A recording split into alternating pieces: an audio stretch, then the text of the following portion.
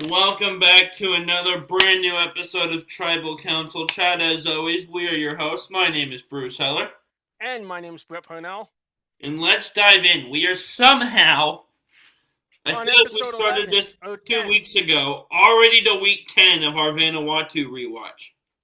We are on week 10. And so, what are your overall thoughts on this episode? Overall thoughts on this episode is it seems like we are hitting the point where whether the alliances stick or not, these people finally want to play the game. Yeah. And I tell you what, couple things. The first thing is, Scout was pretty close to being my player of the week. I assume it's Amy for both of us. Yeah. Everyone's playing for second place. It's like I said with 50 about Suri. As long as Amy's in this game, everyone's playing for second at this point. Pretty much. But Scout tried to flip that around and flip the game on its head a little bit, and we'll get into that. But yeah. And we're finally seeing more Chris. I've talked the last couple weeks about how the edit has not shown us much of Chris. We got more of him this week. We did get more Chris this week. And he's, like I said, whether it be him, Twila, Chad, Eliza, Amy, everyone is now playing the game. Yeah. And so our opening scene is like while people are kind of still asleep in the morning, Scout sneakily goes over to the guys while they're at the fire and whispers to them that she has a plan to keep them in the game. Which is kind of interesting. Is interesting. Does she? Who knows? Because I don't think Scout is the most influential player amongst the women's tribe. But if the guys can find somebody to work with, they've got a shot. And we don't really get into what the plan here is yet. We'll get into that later. But the idea that Scout is willing, one of the women is willing to break away at this point surprised me. I thought they were still like, we have our cracks, but we want to be the first group to make it, like the first women's group to stick together till we're the only ones left. That's never happened at this point. So the fact that one of them is willing to kind of try splitting away from that was interesting to me. Yeah, that was interesting. It's going to give us an interesting final third to this game, no matter what happens. And so, as has been the case with the past couple weeks, and I'm not sure how I feel about this, we have one scene and then we jump straight into the reward challenge. Yeah, that's been about par for the course for this season. Yeah, it has, but the past couple weeks it's been even quicker. Yeah, true. But hey, you remember that pig we saw for like one scene last week and then was not addressed at all again the rest of the episode? He's back, and he's a big player this episode. He's back. Okay, we have I to changed my mind. It's not Amy. The pig was player of the week. Oh, yeah, okay. I'm going to pick the other pig that the local villagers gave to the castaways.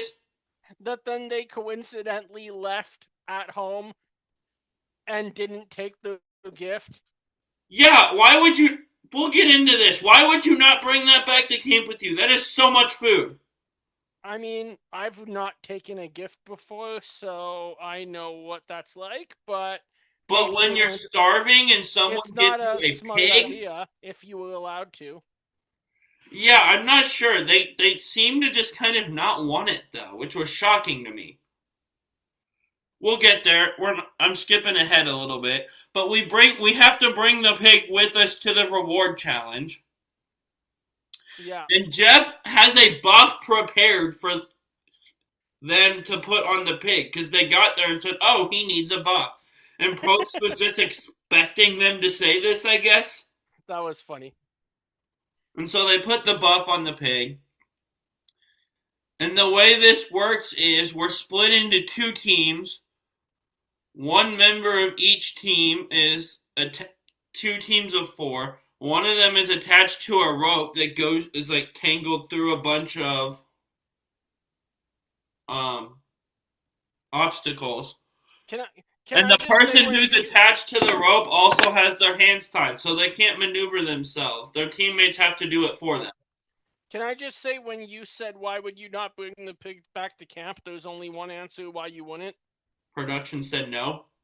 Well, that's the real answer, but I was going for a funny answer. What? Sandra's not playing on this season. True. But no, like, that's where my thought went when they said, hey, we kind of just, someone said in a confessional, we kind of put the pig down and just kind of left it. We didn't Yeah, want it. That is so much there's food no way. that you guys can be eating on at camp. Yeah, there's no way. Surely they asked about that and production said no. Surely I'm sure they didn't just leave production it did not behind. expect them to receive the gift of a pig themselves, which was a shock to everyone behind the cameras. I mean, this whole thing was probably like they knew what the plan was, I feel like, to some Right. extent. I don't know, but if like are you with me on this? If I'm one of the castaways, I'm absolutely like trying to bring that back to camp as food. Yes. It's not Yep. even it's significantly smaller than the pig that we gave to them, but it's something. Yep. I'm just imagining Twila with the machete when they get back to camp with a different pig. Also, everyone's shocked when they get back to camp with a different pig. Yeah. There's so much opportunity here, not just for food, but for comedy. Come on, production. That would have been funny. Okay, if we ever have Probst on, add that to the list of weird questions we have to ask him. Yeah. What everyone wants to know, what was the Micronesia contingency plan and why and did they ask to bring the second pig back? Just Yeah, that would be regular great. questions every fan is always asking. That would be a great question to find out. This challenge is fun though. I would just like to hear Probst's thought on this season. This isn't one you ever hear him talk about. I wonder why you never hear him talk about it. Because nobody talks about it. That's why we're rewatching. No, there's another reason. Well, yes, but ex-girlfriend being on the cast. Like, he's happily married now. And for all we know, they could get along fine. Exes get along sometimes. Yeah, but we just haven't ever seen that between the two of them. Yeah, I we feel, haven't. I feel like if they got along fine, Julie would have played again on either Micro or HVV or something like that. Well, what I heard, I think she said this on Talking with T-Bird. She couldn't play again because dating him, she saw so much of production and basically knew too much. That makes sense. Yeah. I don't think we have any reason to believe they're bitter towards each other, and they're both married now, so it's water under the bridge. But I want to hear his thoughts on this season. Yeah, that would be interesting. Or like what I want to hear the opening ceremony from his eyes. Yeah, that would be fun. If he ever starts doing cameos again, I am just gonna buy one and ask him to talk about Vanuatu. Nice. He was on Cameo at one point, Oh, really? I did not know that. like during the pandemic, I think. That makes sense. What do you think of this challenge, though? This was fun. Looked very challenging. You have to feel bad for both Eliza and Julie being put in that situation. Yeah, they're Not the as ones much for attached to the Eliza. rope with their hands tied for the audience. Not as much for Eliza because she wins the challenge, but That looks so painful. it looked very painful. But definitely a fun challenge, one that we don't see again, I don't think. Took some skills that we don't frequently see, so Lots in there, both physical and mental, when it comes to actually trying to get your smallest player through the puzzle. Yeah, true. How about you? It was fun. I enjoyed watching it. It's just something different, Yep. which I appreciate.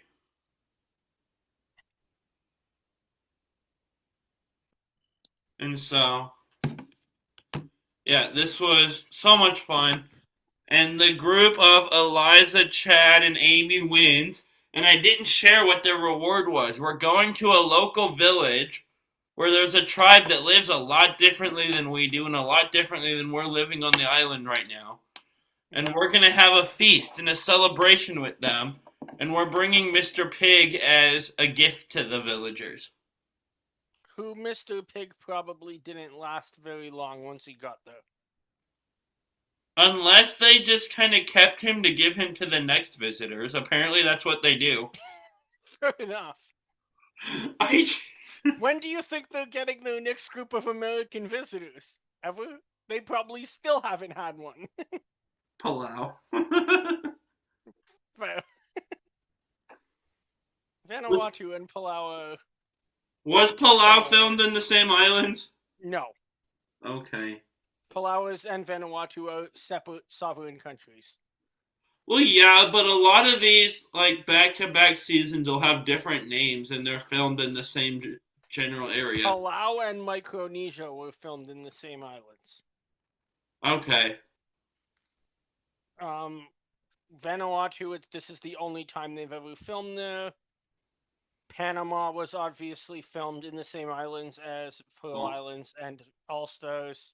Well, and like they only filmed there once. San Juan del Sur and Worlds Apart, I think. Yep, we were both in Nicaragua. Which is surprisingly. And Nicaragua was in Nicaragua, of course. Yep. Brett loves Survivor Nicaragua. I really do. Based on last week, I want to see the winner on Winners at War. The deadpan I really do response to my sarcasm is so good. But surprisingly, believe it or not, Fiji, season 14, was not filmed in the same archipelago as seasons 33 to the present day. Huh. It is in like a totally different part of the country. Interesting. Shout out to Survivor Fiji for having the worst casting theme ever, by the way. Yeah. Luxury versus poverty. Let's see who wins. What a surprise! The group with all the resources beat the group with nothing every time. Yeah. Who saw that coming other than everyone? The worst casting theme that was so bad somebody quit on the food before the game started. Yeah. I forgot about that. We spent the first episode not having tribes, our first day of the game. Yeah. And so we go to the reward, and we've referenced it a couple times, but now we're at this point in the episode. They give the chief Mr. Pig, and I'm calling it that. I don't know if they call him that or not. Yeah, I forget. But they give the chief Mr. Pig, and then another member of the tribe just comes up and hands them a different pig that's not a little pig, but smaller than the one we've had. Yeah. And I'd love to know what was running through their head here. Before we get that, we forgot one of the funniest reward moments I think I've seen in a while. What? Mr. Pig pissed on the plane, and Eliza says it stunk. I forgot about that. That was hilarious. I'm sad we gave Mr. Pig away. I wish we could have had him for another episode. Twila wished we did not have him for another episode. She just wished that he met his demise in another way. What if she had gotten to him with that machete before we read the note? Twila would have ruined the whole game, and production would have been like, oh, F. Would that have been enough to get her blacklisted? Probably. Just Twila coming running at you with a machete's gotta be terrifying, though. Yeah. Or I anyone mean, running at you with a machete, I guess. it could be worse. Brandon Hance could come running down the beach with a machete. I don't know how to respond to that.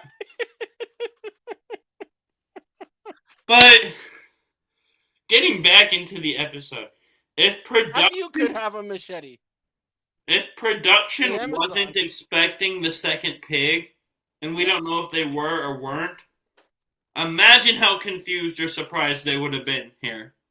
Yeah. I I think mean, the second pig production is would have the had part to of the go to the. episode I have the most questions about. Yeah, that would be same as me. Again, chief among them, they just set him down and Amy gives us a confessional if we didn't really want the pig. Why not? That's food. Take it back to camp. Yeah.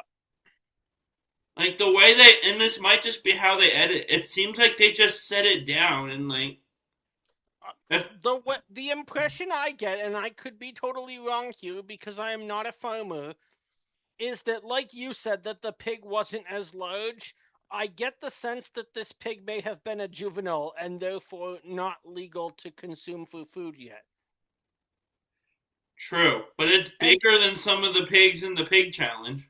100%. But I'm saying I think that it may have been a pig with given to them with the intention the way villagers would respond to each other of we're gonna give you this pig and you're gonna raise it for 18 months and have it next year. And they're not gonna be there 18 months later. I think we, I might be onto something with that. yes, but you've given me just a truly terrible idea now. 18-month long season. Oh god. And we thought it was long when on the challenge Emmanuel and Emmy told Michelle that they have to play Survivor for 5.5 months in Romania. I missed that. That's crazy. Yeah. That is interesting. That sounds terrible. It does sound terrible.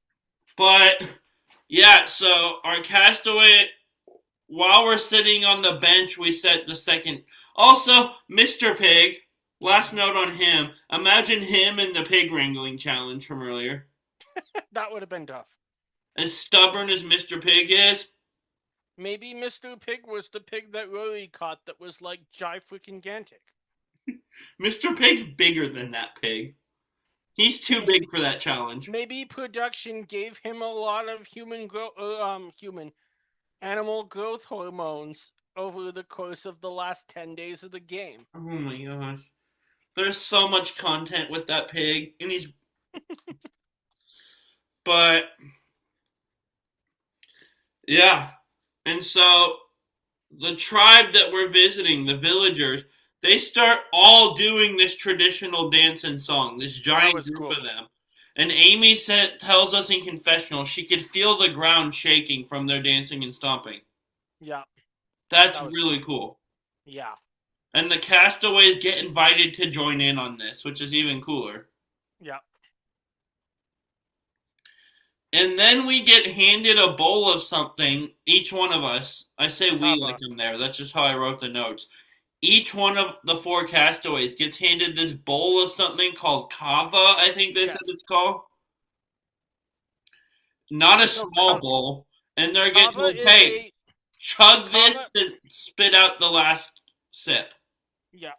Cava is a traditional drink in the South Pacific that we saw in the first challenge. I've read some books of people who traveled there that said they were given it right as they get off the plane.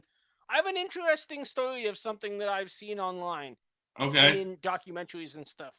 Because it's so customary for the people from the South Pacific to drink, but not common elsewhere. And I mean, if you know geography, Vanuatu, Fiji, Samoa, all those islands are like Australia's the closest main country to them. Kava is the most confiscated illegal substance by Australian customs Interesting. because you cannot get it there. Because did you see like Chris and Chad saying like, "Oh, my lips so tingly now," and not being able to walk? Yeah. In the South Pacific, they consider kava to be a spirit, so alcohol given to you for religious ceremonies. Yeah. In Australia, they consider kava to be a Class A drug, and therefore on the same levels of like, and probably in the United States and Canada as well. Like So cocaine? exactly. Oh my So God. it would contain the same. I mean, the Class A drugs are obviously all different. Cocaine and marijuana are classified the exact same way under U.S. federal law, at least for the time being. I think there's a bill in Congress to change that right now. But kava would be in that category.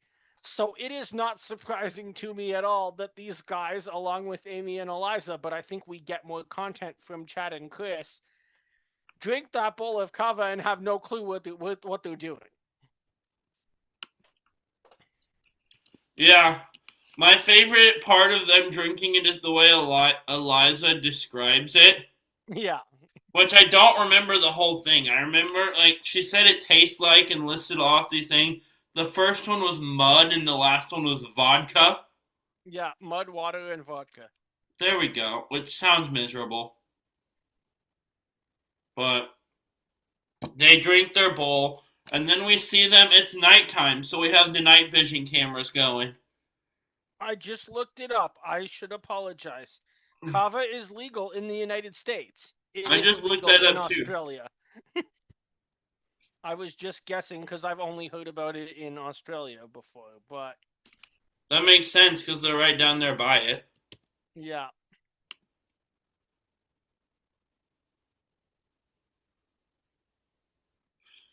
Huh. I googled is kava legal in Australia, and the AI overview says yes, kava drinks are legal in most of Australia, with key restrictions including a 4 kilogram personal travel limit and a total ban in the Northern Territory. okay. So they may have changed the law from the when I watched Australian Border Security. Or Google AI is just wrong, or I have a different kava. It wouldn't. KAVA? Yeah, that's right. Not CAVA. CAVA is sparkling wine that's made in Spain instead of in France.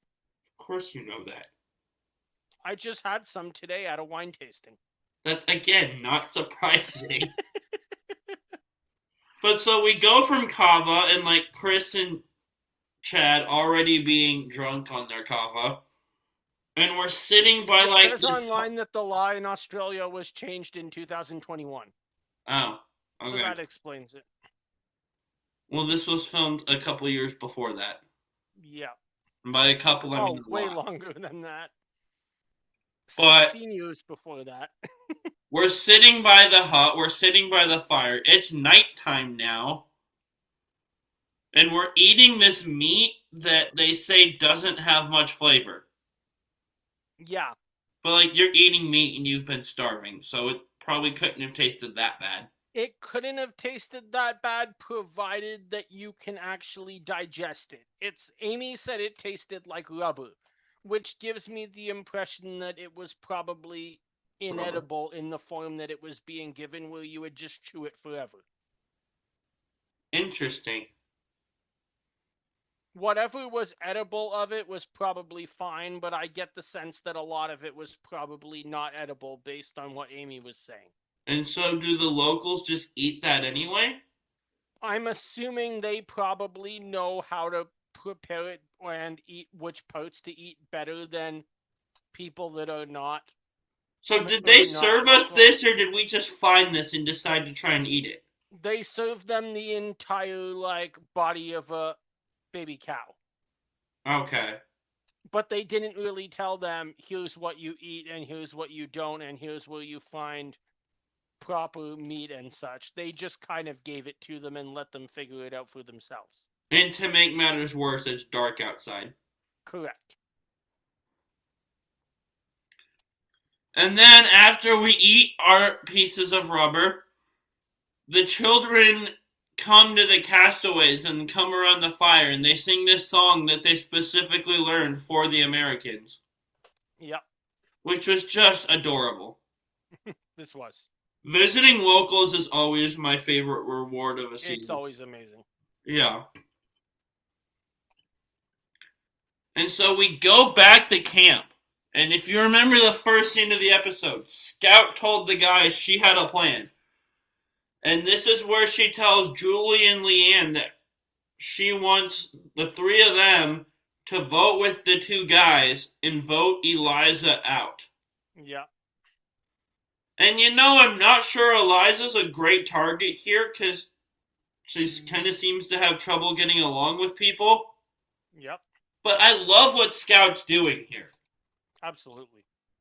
Because if she sticks with the women, it's just Amy's in charge. Amy's making all the decisions. And even though, still, Amy's who kills this plan a little bit. But, Yep. like, if Scout was able to pull this off, that kind of gives her more power in the game, does it not? It absolutely does. And so now, the next scene, and Julie and Leanne seem kind of on board with this. The reward people get back to camp, and Amy kind of notices Julie isn't looking her in the face very much. Yep. And so Scout tells Chris the plan for her and Julie and Leanne and him and Chad to send Eliza home. And he's, of course, on board. And we get a confessional from Chris that's incredible here. Just really smart. On par with his confessional in the premiere. I would say this is his confessional of the season. So far, at least. Yeah. And he says, if you ask a woman's character or question her ability, she'll snap your neck. But if you open your heart and show her you're vulnerable, she'll start thinking with her heart. And that's what's happening here. And I know we're not supposed to mention things later, but I mean, is this not where we start to see Chris as a potential winner? I saw that in the premiere when he said Okay. men are easier to manipulate than women. I saw that in the premiere until I saw what a disaster the men were. And then I stopped seeing it until now.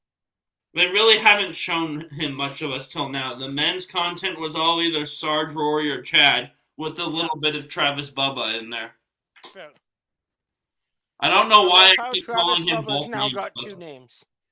But no, this is a winner type of confessional from Chris.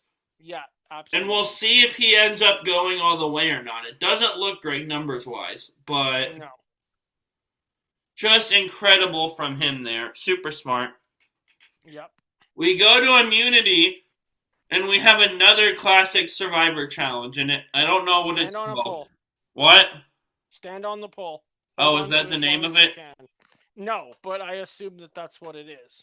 Yeah, you climb up a wooden post with notches along of it, and you just wrap yourself around it, and the last one to fall to the ground loses. I wish they did this every season. Winners at War did it in the rain, which I assume makes it 10 times harder. I still have bad flashbacks whenever someone mentions that to Michelle falling off of that pole. That was one of the scariest moments of that season and of recent Survivor. Yeah, my mind goes to... I shouldn't say it was as scary as, say, actual scary moments like, say, Jake in recent Survivor, but in terms of what can go wrong in a challenge, that did not look good. I think of that, and where my mind goes is how freaking cold Sophie looked in the rain. Oh, yeah. And, like, Nick wrapped around it was, like, making some weird facial expression at some point, and there was a lot of memes of that at the time. Yeah. So I think it's Sophie and Nick more than anything. But I assume it being wet makes it a lot more slippery and makes that challenge harder. I would assume so. But Twila wins immunity this time. Yep. And so we learn when we get back to camp, Amy's not voting for Eliza at all. She doesn't want to do that.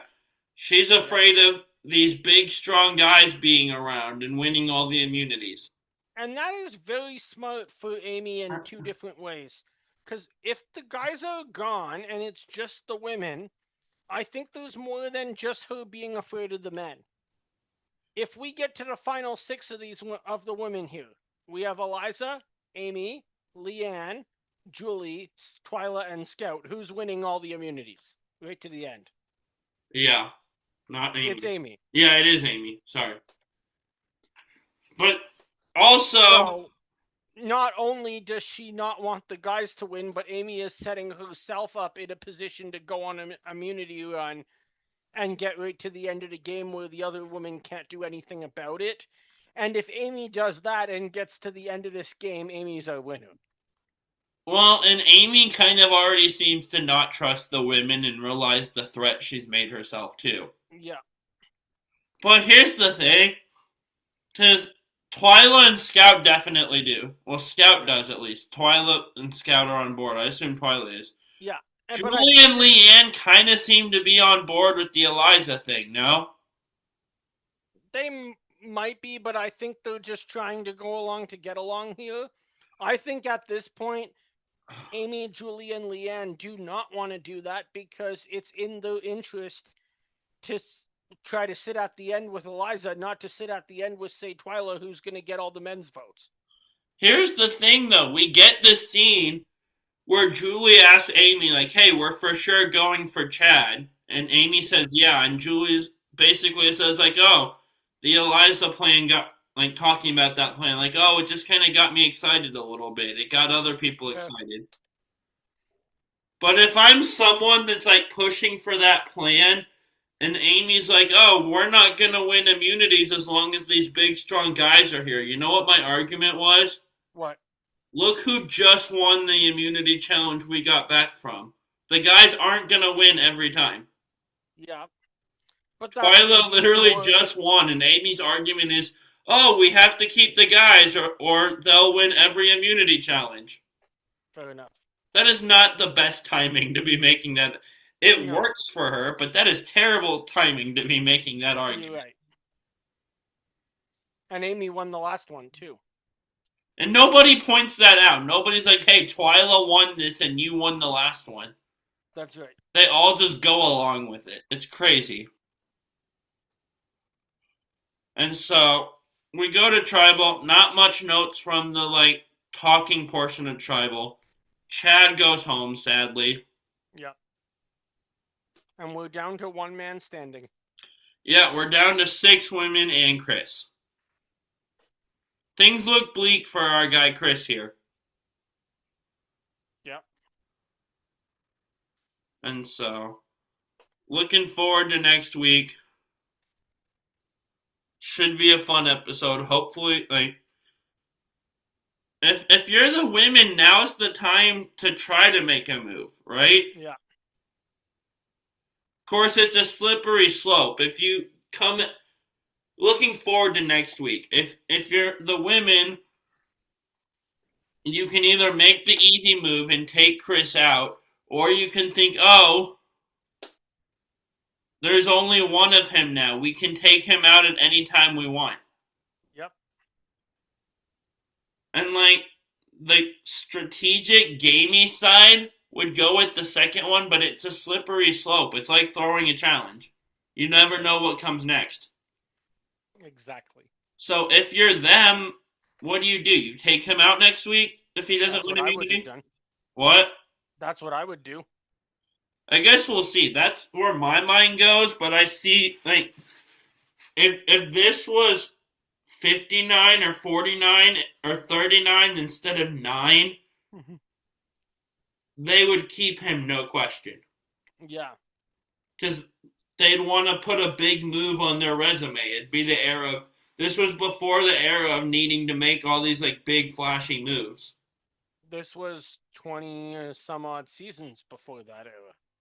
I attribute the, like, big moves era to starting with Sierra Easton. So we'll say 27. Yeah, that's fair. But she really made a big deal about the, like, big moves and resumes on 31. So that's where she really made an issue of it. So you could argue it started there, too. Yep. But And then you have the interesting fact, if you do argue that it starts in 31, filming wise, it's actually reversed that 32 is 31 and 31 is 32. oh yeah, because fan ballot. Yep. 32 filmed while 30 was airing. Michelle was already a winner before Jeremy's season ever hit the beach.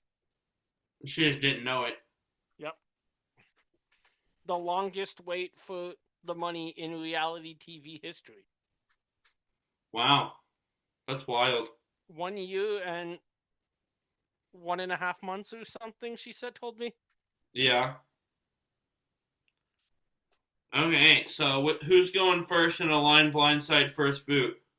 Go ahead if you have one. If not, I can go. I have a theme. I need to do some research. All right, well, I'll give you mine. What's your theme so I don't use it? Last person left from their tribe. Okay, that's good. In honor of our guy Chris, who I really enjoyed now that we're actually getting content of him, by the way. Yeah. I liked him in the premiere. I thought he was going to go home in the premiere. I have a theme with Chad going home. I am going to give you 3 inspirational players who overcame their disabilities to play Survivor. Okay. So you are getting Christy in the Amazon, Kelly Bruno in Nicaragua, and Eva in 48. Ooh, Eva, Kelly Bruno, and what was the first one? Christy, Amazon.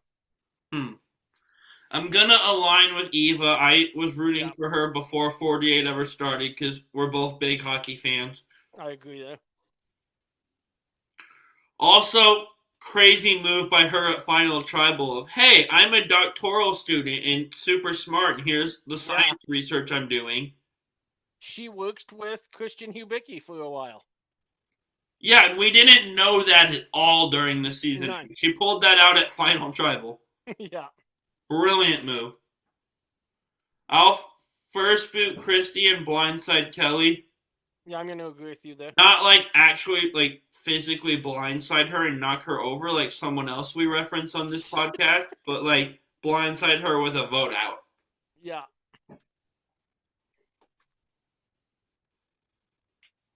Yeah, I completely agree with you on all those 3. Nice. Okay.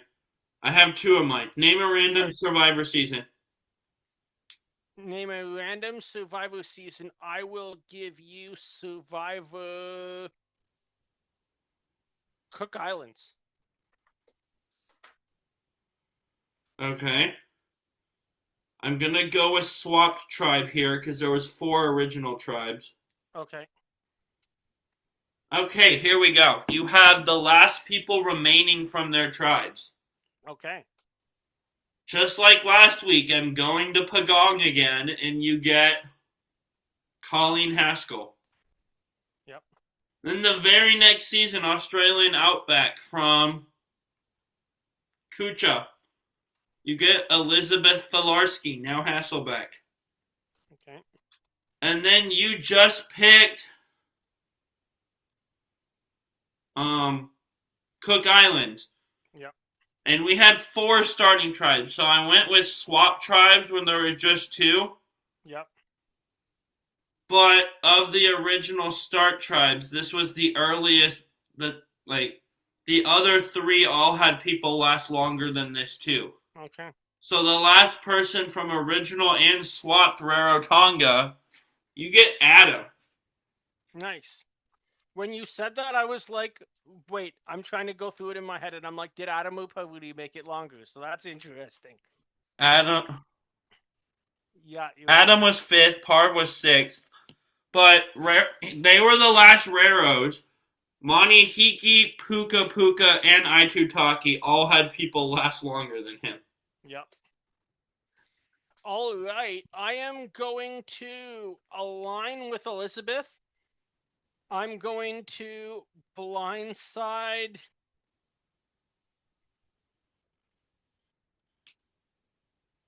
Colleen, and I'm going to first boot Adam. I didn't do this on purpose, but it's interesting I chose those 2. Because they're kind of the original 2, like, girl next door archetypes. Yep.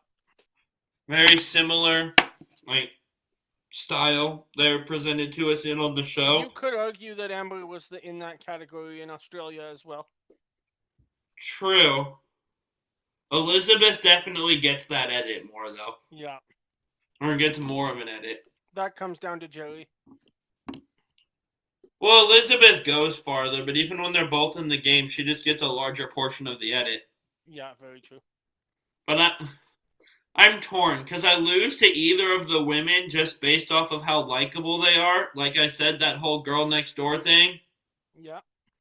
But I don't know that I want to align with Adam, too. I don't find him super likable, especially with Penner. Yeah. I'm going to align with Elizabeth and blindside Colleen and first boot Adam. Nice. Because I can't blindside Adam. Look how that worked for Penner. Yep. This was fun. Was Check fun. out Pit Stop Pals, Big Brother Brains, Roundtable Talk, Next Generation Challengers coming back at some point. I got the name right that time. I usually want to say New Generation. Yeah. Oh, what? Is it new? It's New Generation. I said it wrong. That's okay. I always get it mixed up. Dang it. And check out all the stuff. Back for episode 12. This was episode 11 is the next one. We'll be back for that with a guest next time that we do a recap. Yeah, can't wait for that. Everyone grab your torches and head back to camp. Bye, guys. Bye.